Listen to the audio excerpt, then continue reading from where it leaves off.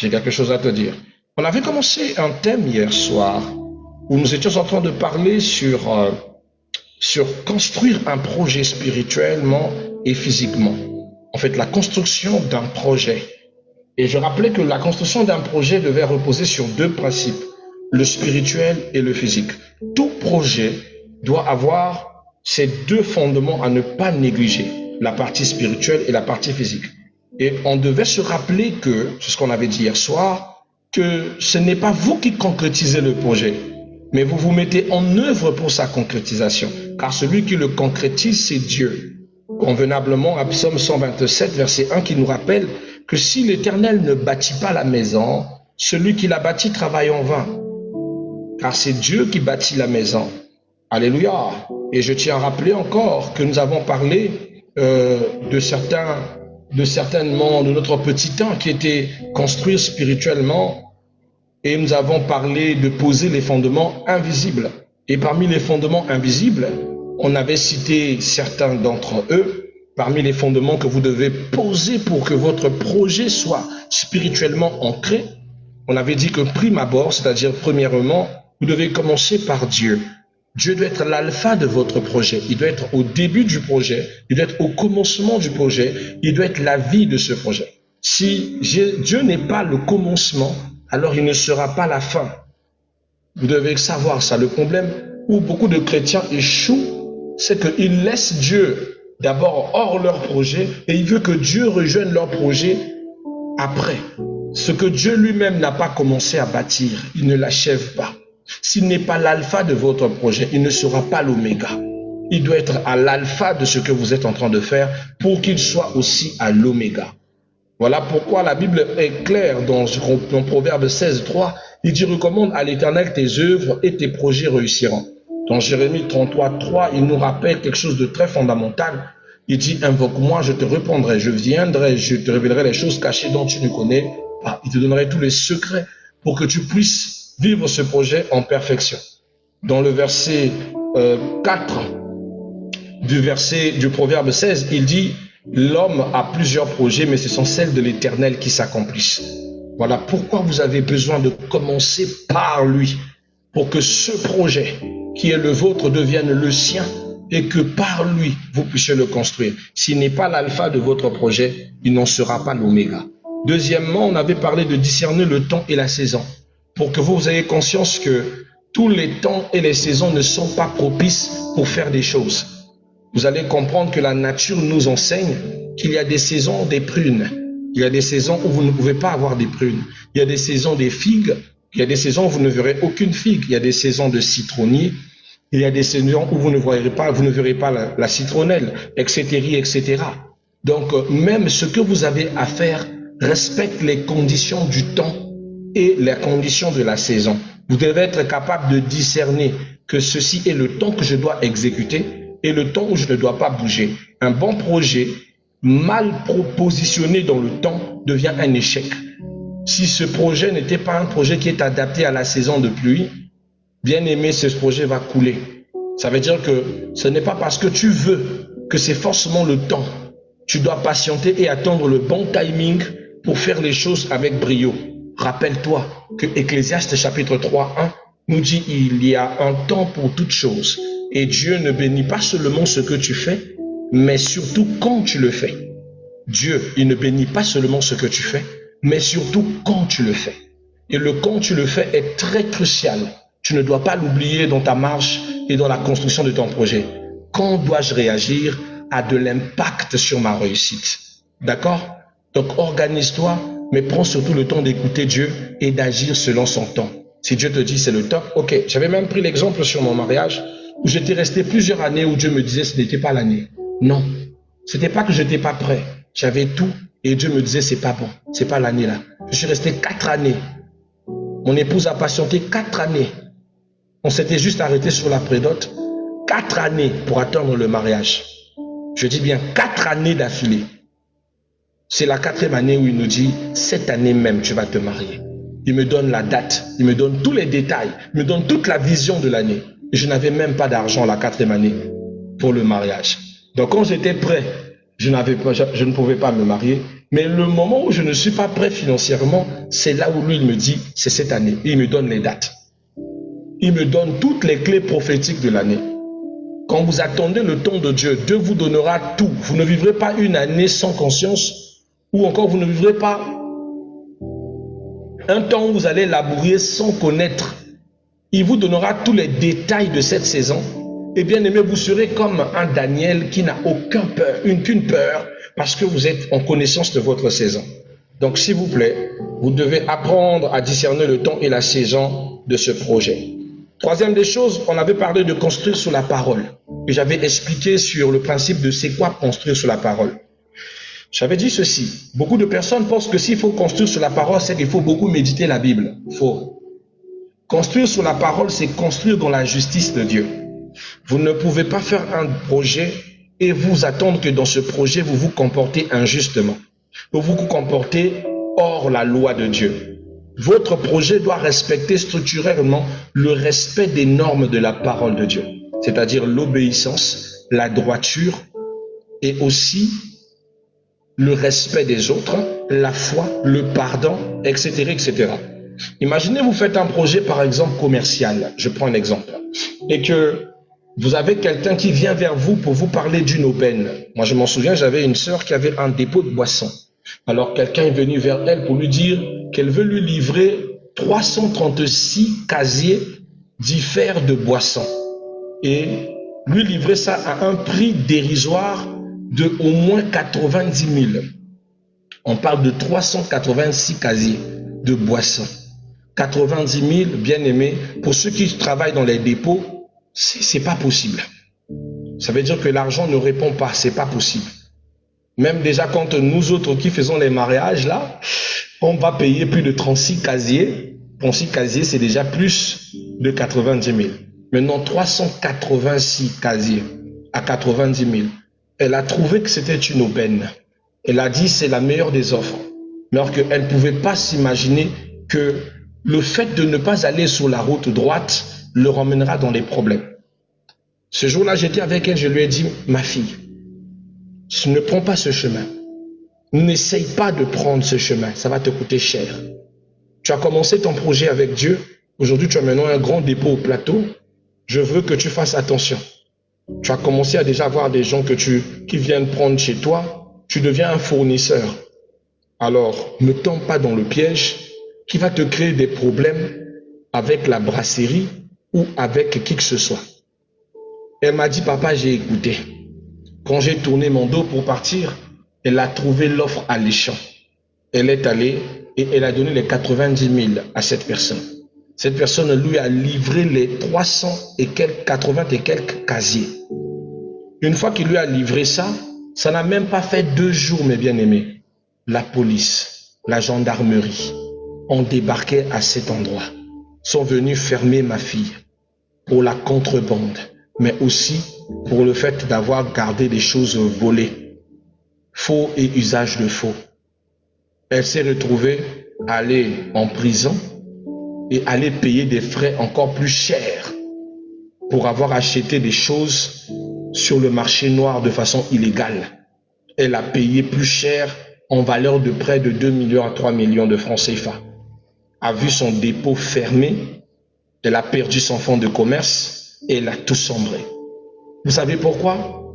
Parce que beaucoup commettent l'erreur de commencer quelque chose avec Dieu et d'aller dans la contrefaçon. Ne commettez pas cette erreur. Soyez droit et logique. Ne trichez pas avec Dieu. Si Dieu est la base de votre projet, alors faites les choses honorablement. Ne profitez pas des autres. Soyez logique. Soyez droit. Supportez vos bénéfices. Dieu vous bénira, vous serez loin. Vous n'avez pas besoin d'usurper les autres. De faire comme cette femme qui vend le quaker de haricots, mais qui met des morceaux de bout de sandales à l'intérieur, juste pour pouvoir amoindrir le quaker d'haricots qui doit paraître comme quaker par l'apparence, mais dans le sachet, on dirait un demi-quaker. C'est très malsain. Ne tombez pas dans ces erreurs. Comme ces personnes qui mettent beaucoup de colorants dans les bissap pour nous faire croire que c'est du bissap authentique pur. Comme ceux qui mettent du piment dans les tangawis pour nous les vendre en route. Vous êtes très malsains. Et après, vous demandez pourquoi vous ne vous développez pas bien que les gens achètent. Mais c'est parce que votre cœur est sombre et vos projets ne pourront pas aboutir. Donc, je vous en prie, construire sur la parole, c'est construire dans la justice de Dieu et de veiller que votre projet reflète totalement la chrétienté et la christonomie. Votre projet sera une bénédiction et un impact. Enfin, le quatrième point, qui est le point nouveau de ce jour, c'est savoir s'entourer spirituellement. Quand vous avez un projet à accomplir, bien aimé, si vous ne vous entourez pas bien spirituellement, ce projet va faillir. Faites attention avec qui, avec quoi vous vous entourez. Toute personne n'est pas censée savoir ce que vous faites. Toute personne n'est pas censée connaître le projet que vous voulez faire. Est-ce que vous savez que vous pouvez créer de l'adversité en parlant de vos projets à un proche? Quelqu'un qui va devenir un futur ennemi potentiel de votre projet. Le projet doit revêtir non seulement le caractère du silence, mais aussi du secret. Mais ça n'empêche que spirituellement, vous aurez besoin de bien vous encadrer, de bien vous entourer pour que ce projet réussisse. Pourquoi vous entourer? 2 Chroniques, chapitre 20, le verset 20. Il nous dit une chose que j'aime bien. Il dit, confiez-vous dans le Seigneur, vous serez affermis. Il dit, mais à mes serviteurs les prophètes, vous réussirez. Quand on cherche la réussite dans un projet, on s'entoure de ses serviteurs. Mais pas n'importe laquelle. Ces serviteurs-là sont appelés par des clés prophétiques. Ce sont des personnes spécifiques que l'Esprit vous met à cœur de vous confier. Ce n'est pas des gens que tu t'attaches par principe, par monopole, par succès ou par prosopopée, des choses que vous avez entendues qu'ils ont fait. Mais c'est surtout lié à l'Esprit de Dieu qui est en vous, qui vous oriente envers cette personne afin que vous confiez votre projet et qui vous coach spirituellement pour que vous soyez en réussite face à ce projet. S'entourer spirituellement, c'est aucun grand projet biblique ne s'accomplit dans l'isolement. Ecclésiaste chapitre 4, 9, verset 12 nous l'explique que la force de l'unité produit une force impact. Dans Proverbe 11, 14, la victoire vient des conseils. Les conseils aguerris de votre guide spirituel dont la concrétisation de votre projet sera une vie. Parlez-lui de ça. Je compte acheter ceci, papa. Est-ce que c'est une bonne idée? Je voudrais investir dans ceci. Qu'en pensez-vous? Je voudrais acheter ceci. Bien-aimé, consultez les prophètes. Surtout le prophète que Dieu vous a donné. Pas les prophètes en général, parce que vous, on vous connaît. Vous allez aller dans les pages des prophètes pour aller faire des consultations inutiles. Ayez confiance en votre guide dans la foi. Si vous n'avez pas de guide de la foi, c'est le moment d'en penser parce que un chrétien sans guide dans la foi, c'est charissant. Alléluia. 2, construire physiquement. C'est quoi construire physiquement? Construire physiquement, mes bien-aimés, c'est poser les fondements visibles. Est-ce que vous avez déjà posé les fondements spirituels, à savoir s'entourer spirituellement, construire sur la parole, discerner le temps ou la saison, et commencer par Dieu. Voici les 4 fondements de la spiritualité, de construire un projet spirituellement. Mais maintenant, quels sont les fondements que vous devez avoir, que vous devez fonder pour bâtir votre projet de façon visible, de façon claire aux yeux des hommes? La première des choses que je vous recommanderais, c'est planifier avec sagesse. Vous devez savoir que Dieu approuve avec sagesse. Que Dieu approuve la planification. Dieu aime la planification. Luc 14, 28 nous rappelle qu'il faut calculer avant de bâtir. Vous devez prendre le temps d'échappoter votre fusée, votre projet. Le projet doit être bien soutenu. Soutenu de façon contextuelle. Vous ne pouvez pas faire un projet que vous n'avez pas écrit. Vous ne pouvez pas commencer un business que vous n'avez pas pris le temps de bien réfléchir sur les aléas, les contours et tout ce que vous aurez besoin dans ce business. Prenez le plaisir d'écrire, de l'échappoter. Mieux vous l'échappotez, mieux vous savez ce que vous en avez besoin. Ce que vous pourrez commencer au départ et comment vous deviendrez dans l'avenir. Un projet bien ficelé est un projet qui plaira à Dieu. Mais un projet uberlu, c'est-à-dire commencer juste par le fait de dire à Dieu, Seigneur, cette année, je vais faire le commerce. Et tu dis, Seigneur, aide-moi à faire un commerce, il ne t'aidera pas.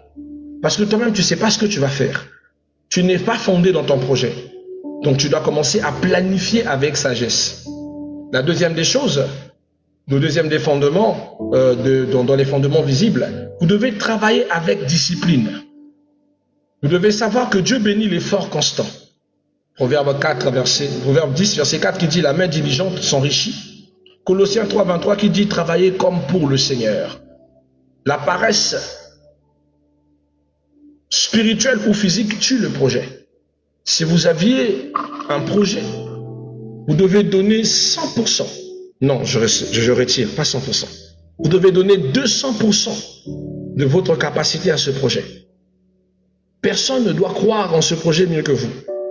Personne ne doit vivre pour ce projet mieux que vous. N'attendez pas que le pasteur croie en ce projet mieux que vous. N'attendez pas que votre femme croie en ce projet mieux que vous. Voilà pourquoi vous devez sévèrement vous donner. Parce que si vous ne vous donnez pas assez, ce projet ne vivra pas. Si vous donnez un peu de paresse, un peu de sommeil, un peu d'assoupissement, alors la pauvreté vous surprendra. La légèreté dans un business, ce sont des risques et périls. Dans le business, il n'y a pas de légèreté, il n'y a pas de familiarité, il n'y a pas d'amitié, il n'y a pas de sentiment. Dans le business, c'est le travail qui paye. Voilà pourquoi je disconviens toujours aux bien-aimés de travailler ou de faire du business en famille. Très mauvaise idée. De faire du business en amitié. Très mauvaise idée. Dans le business ou dans les activités ou dans les projets, il faut faire taire des choses qui vous empêchera de rester juste, droit, concentré dans votre objectivité. D'accord? Donc c'est très très important. La troisième des choses que je vous recommanderai comme fondement, bien aimé, c'est la persévérance. Apprendre à persévérer malgré les oppositions. Un chemin sans opposition n'est pas un chemin de Dieu. Un projet qui ne connaîtra pas de bataille n'est pas un projet de Dieu. Un projet qui ne connaîtra pas de combat n'est pas un projet de Dieu. Tous les projets qui sont à Dieu rencontrera toujours l'adversité. Vous devez retenir ça. Tout projet qui vient de Dieu rencontre toujours de l'adversité. Mais vous devez savoir que peu importe la résistance et la jalousie, vous devez être fort et ne pas abandonner vos objectifs. Vous savez, bien aimé, dans Néhémie chapitre 4, il y a eu l'opposition malgré la poursuite de l'œuvre. Pendant que Néhémie décide de rebâtir les murailles de Jérusalem, voici les Tobijans et les Sanballat qui sont venus s'opposer. Dans Galates chapitre 6, verset 9, la Bible nous dit de ne pas se lasser de faire le bien. Vous devez savoir que l'opposition est souvent le signe que le projet est pertinent et que le projet est bien. J'insiste, vous voulez un signe que vous êtes sur le bon chemin et que votre projet est sur le bon chemin. Regardez l'adversité, la jalousie et la haine qu'elle provoque. Vous êtes sur la bonne terre. Ne lâchez pas. Battez-vous. Croyez. Believing. N'abandonnez pas. Vous êtes sur le bon chemin. Quatrième des choses, vous devez allier tout ce que vous faites avec la foi et l'action. Je précise, la foi et la réaction. Si vous vous bornez seulement à dire « je crois, ça va aller », mais vous n'agissez pas, le projet ne va jamais se développer. C'est comme quelqu'un qui croit qu'il doit voyager cette année pour aller, je ne sais pas, en Europe, mais qui n'a pas de passeport. Et qui ne prend même pas le minimum de courage d'aller déposer un passeport. Parce que dans sa tête, il se dit, on a dit, il faut avoir 250 000, 350 000 à donner quelque part pour avoir le passeport. Bien aimé, tu dois savoir que nous, les enfants de Dieu, nous sommes des personnes qui sortent du commun du principe des hommes. On ne dépend pas du principe des hommes. Bien aimé, va d'abord déposer l'argent du passeport. Va lancer ton passeport. Et dans ta main, au moins, le récépissé du passeport. C'est déjà un pas puissant pour le projet de voyage. Va chercher l'argent pour le projet du voyage. Va, Dieu va te bénir. Tu ne manqueras de rien. Mais c'est toi qui rêves d'un voyage dans cette année. Mais tu n'as même pas un passeport en cours. Pas que non, on s'est bloqué quelque part là-bas. Non, non, non. Carrément pas. À chaque fois que tu dois faire un passeport, tu procrastines. Ce projet n'aboutira pas. Pas parce que Dieu ne veut pas, parce que toi-même tu es passive. Tu n'es pas active. Tu dois avoir la foi, mais la foi active. Tu dois entrer en action, tu dois réagir face à ton projet. Si tu ne réagis pas, il ne va pas survivre. Dis-toi que si tu fais des ventes et que tu dépends de tes ventes et que tu dois voyager, par exemple, pour faire les achats de tes ventes qu'une fois par mois, ça c'est pour quel commerce? Ton commerce ne va pas aller. Je te prenais l'exemple dernièrement où nous voyons nos frères mauritaniens qui vont souvent acheter, les Libanais plutôt, qui vont souvent acheter des produits en gros à Dubaï. Et quand ils vont à Dubaï, leur voyage à Dubaï, ils ne le font pas une fois le mois. Ils peuvent même faire ça, peut-être même une vingtaine de fois. Son projet, c'est qu'il doit expirer sa marchandise en moins de 2 jours. En moins de 3 jours, il doit expirer sa marchandise. C'est des gens qui ont compris que le commerce, on ne le fait pas à moitié, on le fait totalement. Il vend, il bazarde, il repart, il achète, il revend, parce que c'est comme ça qu'on fait du bénéfice. Le bénéfice ne se fait pas en vendant cher ce que tu as acheté. Non. Au nombre de fois que tu écoules vite ta marchandise et que tu repars pour refaire des achats plus triviales, plus tu vends, plus tu es présent dans le marché, plus tu élèves la demande et plus tu gagnes. Ce sont les principes de l'entrepreneuriat et de l'acte de commerce. Mais vous devez apprendre. Si vous n'apprenez pas, alors vous échouerez. Alors vous ferez des choses à l'aventure. Vous penserez que les autres qui font des années de carrière et qui touchent des millions dans le commerce sont des féticheurs. Non. Ils ont compris le principe. Voilà pourquoi ils sont capables de te bazarder des choses à des prix que tu ne peux pas croire. C'est lui qui a acheté en lot, donc il ne perd pas. Vous voyez quelqu'un qui achète un Camon 40. Officiellement dans le marché, le Camon 40 vendu à quoi? À 200 000, 210 000. Ça, c'est le prix normal. Mais quand vous allez sur le terrain pour pouvoir négocier le Camon 40, au dernier prix, le monsieur te dit, même 160, il prend. Mais tu peux m'être surpris à lui dire que je n'ai que 130 000 et qu'il te le donne quand même. Et toi, je te dis, tu as fait la belle affaire. Mais en réalité, non. Parce qu'il a acheté en stock. Et s'il achète en stock, il n'est pas perdant. Tant qu'il prend que ses ventes lui permettent de récupérer l'argent du stock et le plus, alors il n'a pas perdu.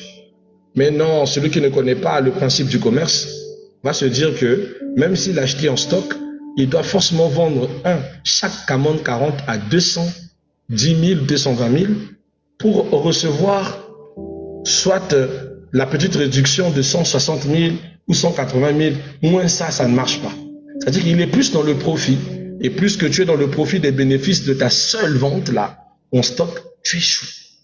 Et plus aussi, tu ne te donneras plus la chance d'avoir ces mêmes clients qui doivent revenir dans ton réseau parce que tu es toujours aussi cher.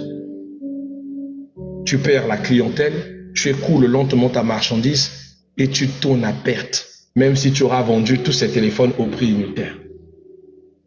Est-ce que vous comprenez? Il faut donc du bagage aussi pour faire. Il faut de la réactivité. Il faut prendre en considération ce que vous faites, pas comme un sous-métier, mais un travail pertinent qui doit vous rapporter et vous bâtir. Alors là, bien aimé, vous ferez des choses extraordinaires. Donc, alliez la foi à l'action. Car Jacques 2, verset 17 nous dit, la foi sans les œuvres, c'est une foi morte. Hébreux 11, 17 nous rappelle que Noé crut et construit selon la parole de Dieu. Prier sans agir est une illusion. Agir sans Dieu est un risque. Donc vous avez besoin de mettre Dieu, mais aussi d'agir en même temps. Alors quels sont les pièges que vous devez éviter dans le projet? Vous devez éviter de commencer votre projet sans Dieu. Vous devez éviter de copier les projets des autres, de faire parce que vous avez vu chez les autres ça a marché, alors moi aussi je dois le faire. C'est faux. Vous faites des projets inspirés par l'Esprit de Dieu et autorisés par Dieu. C'est-à-dire que Dieu vous l'a dit, c'est bon, vas-y, fonce. C'est là où tu vivras le grand témoignage de ce projet. Troisième des choses, se précipiter sans préparation. N'allez pas commencer un projet que vous n'avez pas préparé d'emblée. Prenez le temps. Même si ça passe une année de préparation, tant mieux, mais pour que ça soit un projet d'impact. Je bénis une de mes sœurs qui a pris, c'est-à-dire elle a passé au moins une année pour un simple projet de restaurant. Et pas restaurant gros modèle, hein, les restaurants du genre à la sauvette, là, un petit camping en pleine rue où les gens pouvaient venir manger des tacos, des trucs. Mais aujourd'hui, son truc tellement est en train de grandir. Là, elle pense avoir un espace pour que les gens puissent manger non seulement les crêperies, les tacos et tout ici à Brazzaville. C'est un beau travail. Mais elle a été patiente et elle a pris au moins 1 année et demie de les chapeauter. Vous ne voyez que l'image du luxe qu'elle peut présenter dans la simplicité. Mais dites-vous que cette sœur a dû prendre son temps, acheter ce mobil-home, le meubler, le travailler, l'habiller, le préparer pour qu'elle puisse donner un meilleur rendu. Ne soyez pas pressés quand vous voulez faire des projets, car la précipitation a toujours le don d'accélérer l'échec. D'accord? Donc ce sont des choses que vous devez éviter. Abandonner, vous devez aussi éviter d'abandonner à la première difficulté. La difficulté n'est pas la raison pour laquelle vous devez abandonner. Je m'en souviens quand j'ai commencé les lives sur TikTok, je me retrouvais seul. J'avais déjà fait au moins 4 lives comme ça, où personne ne s'arrêtait pour m'écouter. Alors je faisais des lives comme ça, où personne ne m'écoutait. Je priais, je prêchais comme ça. Même pas une seule personne s'arrêtait pour m'écouter. 4 lives en entier. Je pense qu'à la première prise, si tu n'as pas le cœur, tu laisses. Parce que les gens ne te connaissent pas. Ils vont s'arrêter pourquoi? Et à cette période, c'était en 2019, TikTok était consacré qu'au fun et au rire. Ça veut dire que tomber sur un pasteur qui vient prêcher sur live, faire un live de prière, c'était pas trop la mode. Mais j'ai été persévérant. Même si j'ai perdu mon grand compte en question qui avait déjà plus de 127 000 abonnés, mais j'ai été patient. Patient jusqu'à aujourd'hui. Soyez patient. Les vies qui ont été touchées, sauvées par prière et partage, dépassent énormément le nombre d'abonnés que j'ai perdus. Et dépassent largement. Aujourd'hui, je passe dans Brazzaville, je ne suis pas inaperçu. Tu vois une personne, papa, c'est pas le monsieur de prière et partage, c'est pas le pasteur des réseaux sociaux là, c'est pas lui. Et tu vois une dame qui te rapproche, papa, une prière pour moi, maman, une prière pour moi. Et ça fait plaisir, parce que ce grand travail a un fort impact. Un jour, je rencontrais une dame dans une caisse au centre-ville, qui me regarde et me dit, papa, vous me connaissez? J'ai dit non. Mais moi, je vous connais. J'ai failli mourir en 2022.